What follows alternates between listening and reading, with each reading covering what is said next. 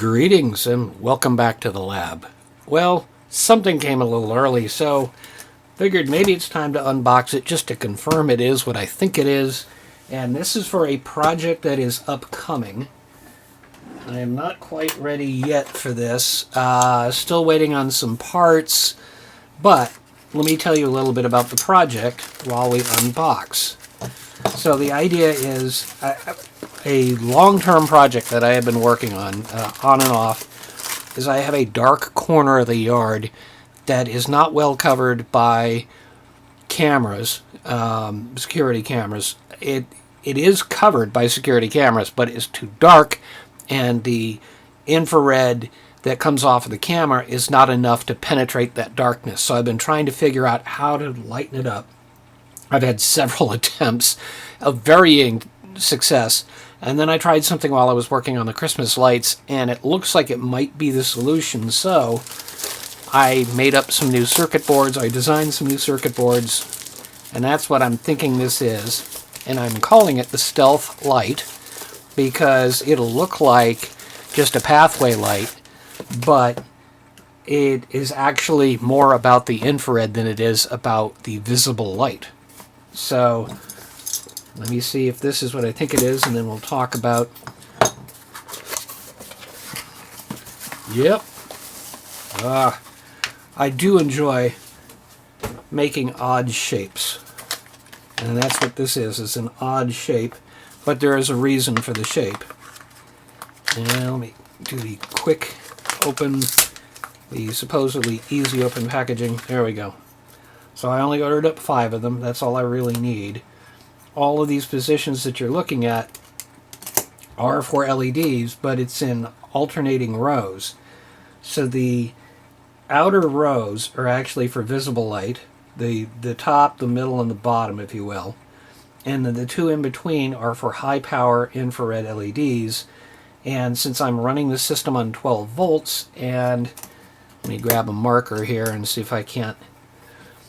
If my LEDs are roughly 1.2 volts each, if I multiply that by 9, which is what I have here, I end up at, I believe it's 10.8 volts.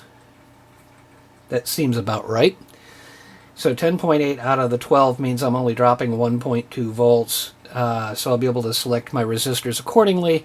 And I provided myself with 2 locations here for resistors.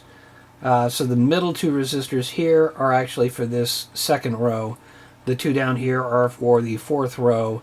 And then there's resistors on the ends which cover, actually up here I've got 4 and then another 4. It's not actually 8 running across, it's 4 and 4, because visible LEDs are going to tend to run from 2 to 3 volts.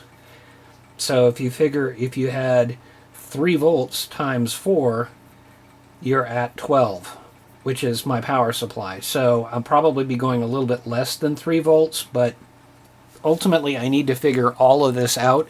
I've ordered up more infrared LEDs. I've ordered up some more warm white LEDs that are supposed to have more of a spread to them, a wider spread, so that hopefully it'll the light won't be so concentrated.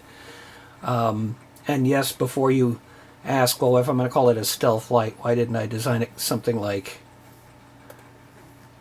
the Stealth Bomber? Oh, God, that was horrible.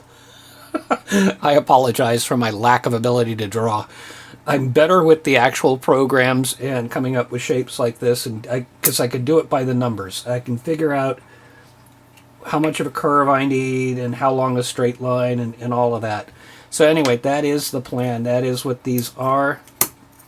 I did label it as Stealth Light 1.0. So once all the other parts arrive, we'll start putting this together and we'll see if it actually solves the problem. Now, I'm not going to be disappointed if it doesn't, because this cost me less than $4 to get, and the rest of the components are going to cost a little bit, but it's not, you know, basically it's like a $10 project, and if it fails, at least I still have a light. So we'll keep trying until we finally lock down the solution to this one particular area. So that's it for now. Thank you so much for watching. Stay tuned. We'll be back.